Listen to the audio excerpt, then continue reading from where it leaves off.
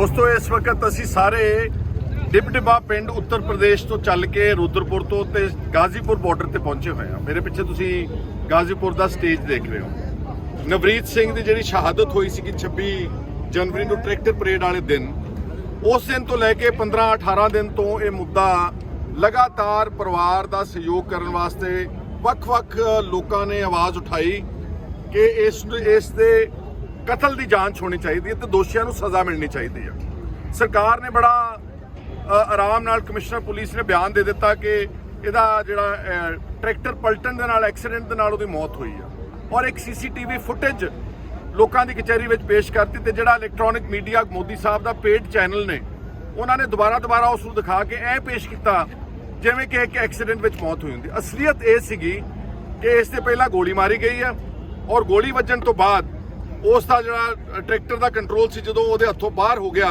Tractor पलट के barricade में वज के मौत हुई। ये अज स्टेज तो टिकैत साहब ने शायद उन्होंने कोई सहयोगी नौजवान से उसनूं पेश किया स्टेज के उत्ते, जिहड़ा चशमदीद गवाह सीगा कि ये सारी जिहड़ा कांड है साडे सामने वापरिया। और गाजीपुर बॉर्डर ते क्योंकि नवरीत बैठा सी काफ़ी अरसे तो, ਇਹਦਾ परिवार भी इत्थे सीगा। हरदीप सिंह डिबडिबा दे दादा जी वो राजस्थान बॉर्डर ते बैठे सीगे। इस दे परिवार विचों एक नौजवान इहदे चाचे दा पुੱਤ नक्शदीप सिंह वो इहदे नाल सीगा। उसने सारा घटनाक्रम देखिया और जिहड़ा परिवार ने भोग दा इश्तिहार छपाया ਉਹਦੇ 'ਚ लिखिया वा कि साडे नवरीत नूं दिल्ली पुलिस की गोली दे नाल जिहड़ी इहदी मौत होई आ ਉਹਦਾ भोग फलानी 4 फरवरी नूं पाया जावेगा। जब परिवार कह रहा वा, लोग कह रहे आ, खलकत कह रही आ ते कल्ली पुलिस का एक कमिश्नर बयान दिंदा कि एक्सीडेंट होया वा। और मैं दिल्ली पुलिस नूं ये पुछना चाहना कि नॉर्मल सधारण केसां विच जदों एक्सीडेंट हुंदा या कोई नैचुरल मौत भी हुंदी आ ते पुलिस का फर्ज आ कि जिहड़ी धारा 174 आ उहदे तहत इनक्वेस्ट प्रोसीडिंग्स हुंदियां ने, उहदा पोस्टमार्टम हुंदा वा, ਉਹਦੀ तहकीकात होंगी, FIR दर्ज की जाती। पर इस केस में कोई FIR नहीं, कोई केस नहीं, कोई DDR भी नहीं। ਇਹਦਾ मतलब है कि पुलिस जानबूझ के इस कतल नूं छुपा रही है, दबा रही है। और अज मैनूं खुशी इस गल दी हुई है कि स्टेज उपरों संयुक्त मोर्चे के आगू आप अज हाज़र होए। जिहड़ा इंसाफ मार्च रुद्रपुर तो चलिया इत्थे पहुंचिया, उन्होंने उसनूं प्रवान किया। इन्हां नूं अज नवरीत की आत्मा नूं शांति मिली आ कि इस अंदोलन के चलाउण वालियां ने उन्होंने शहीद अपनाया वा। 17-18 दिन बाद देर आए दुरुस्त आए, अज वो कबूलिया गया, अज वो देश का ते कौम का एक शहीद नौजवान करार दिता गया। और इस दौरान हरदीप सिंह डिबडिबा ते असीं सब ने मिल के दिल्ली हाई कोर्ट का दरवाजा भी खड़काया। 26 फरवरी को अगली डेट ते दिल्ली पुलिस सरकार नूं सारी CCTV फुटेज, सारा इलैक्ट्रॉनिक रिकॉर्ड जो तथ्य ने 26 जनवरी दे वो सारे पेश करन नूं अदालत ने कर दिते। वो एक कदम साडा उधर नूं भी वधिया। पर मैनूं दुख इस गल दा वा कि इस देश की BJP की सरकार जिहड़ा होम मिनिस्टर नित दिन छोटियां वारदातां दे उत्ते इंक्वायरियां दे हुक्म दिंदे, इन्हां नूं न्यायिक जांच दे हुक्म उदन देने चाहिए सीगे। लेकिन BJP की सरकार ने यह जानबुझ के बदलाखोरी की कार्रवाई च उल्टा पंजाब, हरियाणा, राजस्थान, उत्तराखंड, UP बहुत सारे लोगों को FIR झूठे परचे दर्ज करके जेलों में सुट दिता। बहुत सारे लोग लापता ने। एक लाही पिंड है, एक खन्ने के लागे, ਉਹਦਾ ਬਜ਼ੁਰਗ ਜ਼ੋਰਾਵਰ ਸਿੰਘ 75 साल का अज तक नहीं लभ रहा। साढ़े कोल 23 आदमियों की लिस्ट है ਜਿਹੜੇ पता ही नहीं गा ਘਰਾਂ ਚੋਂ ਅੰਦੋਲਨ ਵਿੱਚ ਗਏ 26 तरीक तो बाद वो ਲੱਭੇ नहीं गए। ਇਸ ਲਈ ਉਹਨਾਂ ਨੇ ਜਿਹੜਾ ਇਹ ਕਾਰਵਾਈ नहीं की, न्यायिक जांच नहीं की, ਇਹਦੀ ਨਿਖੇਧੀ ਕਰਦੇ ਆ। सानू दुख इस गल का भी है कि दिल्ली की सरकार आम आदमी पार्टी की अगर वो चाहती, क्योंकि वाकयात ITO क्रॉसिंग में होया सीगा, अगर केजरीवाल चाहता उहदी ओह जुडिशियल इंक्वायरी न्यायिक जांच हुक्म दे सकता सी, लेकिन उसने भी नहीं किया। और हार के हुण फिर इस इंसाफ की लड़ाई नूं लोकां दी कचहरी में रखा गया। तो पहला कदम जिहड़ा साडा होया कि अज किसान अंदोलन ने उसनूं अपनाया वा। मैं उन्हां दा बहुत बहुत धन्नवाद करदा।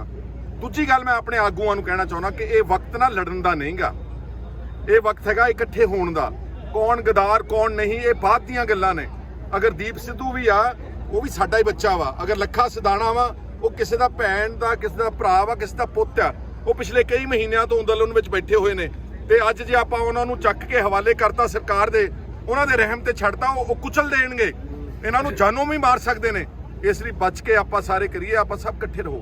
माड़ा मोटा डिफरेंस ऑफ ओपीनियन तो हर एक परिवार में भी हुंदा वा, ਜੇ ਕੋਈ 19-21 ਹੋ ਵੀ ਗਿਆ ਵਾ ਤੇ ਪਹਿਲਾਂ ਬਿਨਾਂ ਸਬੂਤਾਂ ਤੋਂ ਗਦਾਰ ਗਦਾਰ ਗਦਾਰ ਕਹਿਣਾ ਵਾਜਬ ਨਹੀਂਗਾ। ਉਹਦੇ ਨਾਲ ਆਪਣਾ ਮੋਰਚਾ ਕਮਜ਼ੋਰ ਹੁੰਦਾ। ਔਰ ਮੈਂ ਸਮਝਦਾ ਕਿ ਗਾਜ਼ੀਪੁਰ ਤੋਂ ਜੇ ਉਦੋਂ ਰਕੇਸ਼ ਟਕੈਟ ਕਮਾਂਡ ਨਾ ਸੰਭਾਲਦੇ ਤਾਂ ਸ਼ਾਇਦ ਅੱਜ ਦਿਨ ਕਿਸਾਨ ਅੰਦੋਲਨ ਦਾ ਹੋਰ ਹੋਣਾ ਸੀਗਾ। ਇਸ ਲਈ ਮੈਂ ਉਹਨਾਂ ਦਾ ਵੀ ਧੰਨਵਾਦ ਕਰਦਾ। ਇੱਕ ਗੱਲ ਅਖੀਰ 'ਚ ਕਹਿ ਕੇ ਮੈਂ ਵਾਈਂਡ ਅਪ ਕਰਦਾ ਕਿ 26 ਜਨਵਰੀ ਨੂੰ ਸਾਰੇ ਦੇਸ਼ ਦੇ ਚੈਨਲਾਂ ਨੇ, ਸਾਰੇ ਬੀਜੇਪੀ ਦੇ ਆਗੂਆਂ ਨੇ, ਸਾਰੇ ਕਮਿਊਨਲ ਲੋਕਾਂ ਨੇ, ਫਿਰਕਾ ਪ੍ਰਸਤ ਲੋਕਾਂ ਨੇ ਇਹ ਪੇਸ਼ ਕੀਤਾ ਕਿ ਜਿੱਦਾਂ ਬਹੁਤ ਵੱਡਾ ਨੁਕਸਾਨ ਹੋ ਗਿਆ, ਹਮਲਾ ਹੋ ਗਿਆ ਦੇਸ਼ ਦੀ ਰਾਜਧਾਨੀ ਤੇ, ਤਿਰੰਗੇ ਦਾ ਅਪਮਾਨ ਹੋ ਗਿਆ। ਤਿਰੰਗਾ ਤਾਂ ਅੱਜ ਵੀ ਖੜਾ ਵਾ ਰੈੱਡ ਫੋਰਟ ਦੇ ਉੱਤੇ, ਲਾਲ ਕਿਲੇ ਦੇ ਉੱਤੇ। ਇੱਕ ਨਿਸ਼ਾਨ ਸਾਹਿਬ ਖਾਲੀ ਪੋਲ ਦੇ ਉੱਤੇ ਤੇ ਇੱਕ ਕਿਸਾਨ ਦਾ ਝੰਡਾ ਲਾਤਾ ਨੌਜਵਾਨਾਂ ਨੇ। ਕਿੱਡਾ ਕੁ ਵੱਡਾ ਗੁਨਾਹ ਕਰ ਦਿੱਤਾ ਵਾ। ਇਹੀ ਨਿਸ਼ਾਨ ਸਾਹਿਬ ਦੇ ਤਹਿਤ ਕੇਰਲਾ ਵਿੱਚ ਲੰਗਰ ਚੱਲਦਾ, ਉੱਤਰਾਖੰਡ 'ਚ ਬਾੜ ਆਈ ਆ ਹੁਣੇ, ਉੱਥੇ ਖਾਲਸਾ ਏਡ ਇਸੇ ਝੰਡੇ ਦੇ ਥੱਲੇ, ਨਿਸ਼ਾਨ ਸਾਹਿਬ ਦੇ ਥੱਲੇ ਲੰਗਰ ਵਰਤਾ ਰਹੇ ਆ। ਦੁਨੀਆ ਭਰ ਵਿੱਚ ਜਿੱਥੇ ਕਰੋਪੀ ਆਉਂਦੀ ਆ, ਜਿੱਥੇ ਰਿਫਿਊਜੀ ਹੁੰਦੇ ਨੇ, ਇਹਨਾਂ ਸਾਰਿਆਂ ਦੀ ਸਹਾਇਤਾ ਕੌਣ ਕਰਦਾ? ਇਹ ਨਿਸ਼ਾਨ ਸਾਹਿਬ ਕੀ ਆ? ਨਿਸ਼ਾਨ ਸਾਹਿਬ ਗੁਰਦੁਆਰਾ ਸਾਹਿਬ ਦੇ ਉੱਤੇ ਇੱਕ ਚਿੰਨ੍ਹ ਆ ਕਿ ਜਿਸ ਕਿਸੇ ਮਜਲੂਮ, ਕਿਸੇ ਬੇਸਹਾਰਾ, ਕਿਸੇ ਰਾਹਗੀਰ ਨੂੰ, ਕਿਸੇ ਰਾਹਜਨ ਨੂੰ ਹਿਫਾਜ਼ਤ ਦੀ, ਸ਼ਰਨ ਦੀ, ਲੰਗਰ ਦੀ ਲੋੜ ਆ, ਛੱਤ ਦੀ ਲੋੜ ਆ, ਇੱਥੇ ਆ ਜਾਵੇ। ਤੇ ਕਿੰਨਾ ਕੁ ਵੱਡਾ ਗੁਨਾਹ ਵਾ? ਨਹੀਂ ਜੀ, ਇਹ ਤਾਂ ਖਾਲਿਸਤਾਨੀ ਝੰਡਾ ਵਾ। ਜਿਹੜੇ ਕਮਲਿਆਂ ਨੂੰ, ਪੜ੍ਹੇ ਲਿਖੇ ਮੂਰਖਾਂ ਨੂੰ ਇਹ ਨਹੀਂ ਪਤਾ ਕਿ ਕਿਸਾਨ ਨਿਸ਼ਾਨ ਸਾਹਿਬ ਦਾ ਤੇ ਜਿਹੜਾ ਝੰਡਾ ਉਹ ਖਾਲਿਸਤਾਨ ਦੇ ਝੰਡੇ ਨਾਲ ਜੋੜੀ ਜਾਂਦੇ ਆ। ਇਦਾਂ ਹੀ ਹਰ ਹਰੇ ਝੰਡੇ ਨੂੰ ਚੱਕ ਕੇ ਪਾਕਿਸਤਾਨ ਨਾਲ ਜੋੜੀ ਜਾਂਦੇ ਨੇ। ਨਫ਼ਰਤ ਅਸਲ ਕੋਈ ਫੈਲਾ ਰਿਹਾ ਤਾਂ ਬੀਜੇਪੀ ਦੀ ਸਰਕਾਰ, ਇਹਨਾਂ ਦੇ ਟਾਊਟ, ਇਹਨਾਂ ਦੇ ਪਹਾੜੇ ਦੇ ਟੱਟੂ, ਜਿਨ੍ਹਾਂ ਨੇ ਜਾ ਕੇ ਸਾਡੇ ਅੰਦੋਲਨ ਨੂੰ ਖਦੇੜਨ ਦੀ ਕੋਸ਼ਿਸ਼ ਕੀਤੀ।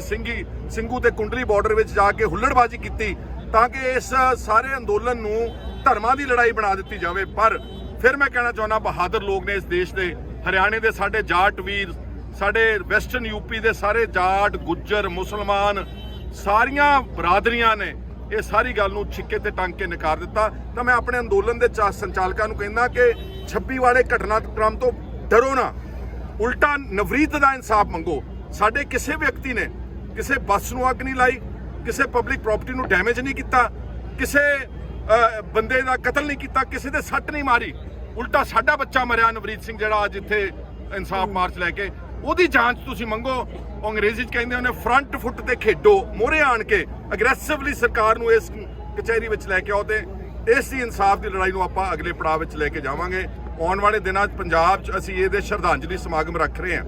15 ਤਰੀਕ ਨੂੰ ਨਵਾਂ ਸ਼ਹਿਰ 'ਚ ਆ, 16 ਨੂੰ ਮੇਰੇ ਆਪਣੇ ਹਲਕੇ ਭਲੱਥ ਵਿੱਚ ਨਡਾੜੇ ਦੇ ਗੁਰਦੁਆਰਾ ਸਾਹਿਬ ਵਿੱਚ ਇਸ ਦਾ ਸ਼ਰਧਾਂਜਲੀ ਅਤੇ ਇਨਸਾਫ ਸਮਾਰੋਹ ਜਿਹੜਾ ਕੀਤਾ ਜਾ ਰਿਹਾ। ਮੈਂ ਸਾਰੇ ਪੰਜਾਬ ਦੇ ਲੋਕਾਂ ਨੂੰ ਕਰਾਂਗਾ ਕਿ ਇੱਕ ਵਾਰ ਆਪਣੇ ਆਪਣੇ ਪਿੰਡਾਂ 'ਚ, ਗੁਰਦੁਆਰਿਆਂ 'ਚ ਭਾਵਾਂ ਪਰਿਵਾਰ ਆ ਸਕਦਾ ਜਾਂ ਨਹੀਂ ਆ ਸਕਦਾ, ਇਹਦੀ ਆਤਮਿਕ ਸ਼ਾਂਤੀ ਲਈ ਤੁਸੀਂ ਵੀ ਉੱਥੇ ਆਪਣੇ ਸਮਾਰੋਹ ਕਰਾਓ। ਸਾਡਾ ਪ੍ਰਣਾਮ ਪੌਣੇ 200 ਸ਼ਹੀਦਾਂ ਨੂੰ, ਜਿਹੜੇ ਆਪਣੇ ਘਰਾਂ 'ਚੋਂ ਆਣ ਕੇ ਕਿਸਾਨ ਅੰਦੋਲਨ 'ਚ ਮਰੇ ਨੇ, ਉਹਨਾਂ ਅੱਗੇ ਵੀ ਸਾਡਾ ਸਿਰ ਝੁਕਦਾ। ਪਰ ਇਸ ਬੱਚੇ ਦਾ ਚਲੇ ਜਾਣਾ ਇੱਕ ਕੀ ਕਹਿੰਦੇ ਆ ਕਿ ਉਹ ਸਾਨੂੰ ਰਾਹ ਦਿਖਾ ਕੇ ਗਿਆ ਵਾ। ਜਿੱਦਾਂ ਹਰਦੀਪ ਸਿੰਘ ਡਿਬਡਿਬਾ ਨੇ ਕਿਹਾ ਕਿ ਉਹ ਇੱਕ ਨੌਜਵਾਨਾਂ ਨੂੰ ਇੱਕ ਚਾਨਣ ਮੁਨਿਆਰੇ ਦੀ ਤਰ੍ਹਾਂ ਇੱਕ ਰਾਹ ਦਿਖਾ ਕੇ ਗਿਆ। ਉਹਦੇ ਵਾਸਤੇ ਹੁਣ ਸਾਰੇ ਹੀ ਨਵਰੀਤ ਨੇ। ਆਓ ਆਪਾਂ ਸਾਰੇ ਰਲ ਮਿਲ ਕੇ ਇਸ ਇਨਸਾਫ ਦੀ ਲੜਾਈ ਨੂੰ ਅੱਗੇ ਵੀ ਲੈ ਕੇ ਚੱਲੀਏ ਤੇ ਉਸ ਵਾਹਿਗੁਰੂ ਤੇ ਪਰਮਾਤਮਾ ਦੇ ਚਰਨਾਂ 'ਚ ਅਰਦਾਸ ਕਰੀਏ ਕਿ ਸਾਡਾ ਅੰਦੋਲਨ ਕਾਮਯਾਬ ਹੋਵੇ ਤੇ ਸਾਡੇ ਪੰਜਾਬ ਦੇ ਲੋਕ, ਹਰਿਆਣੇ ਦੇ ਲੋਕ, ਉੱਤਰਾਖੰਡ, ਯੂਪੀ, ਰਾਜਸਥਾਨ ਸਾਰੇ ਇੱਥੋਂ ਜਿੱਤ ਹਾਸਲ ਕਰਕੇ ਆਪਣੇ ਘਰਾਂ ਨੂੰ ਜਾਣ। ਤੁਹਾਡਾ ਸਾਰਿਆਂ ਦਾ ਬਹੁਤ ਬਹੁਤ ਸ਼ੁਕਰੀਆ। ਜਿੰਨੇ ਤੁਸੀਂ ਆਏ ਵੀ ਹੋ ਇਸ ਇਨਸਾਫ ਮਾਰਚ ਵਿੱਚ, ਤੁਹਾਡਾ ਵੀ ਸਾਰਿਆਂ ਦਾ ਬਹੁਤ ਬਹੁਤ ਸ਼ੁਕਰੀਆ। ਫਤਿਹ ਬੁਲਾ ਦਿਓ ਪਿਆਰ ਨਾਲ। ਫਤਿਹ ਬੁਲਾ ਦਿਓ। ਵਾਹਿਗੁਰੂ ਜੀ ਕਾ ਖਾਲਸਾ, ਵਾਹਿਗੁਰੂ ਜੀ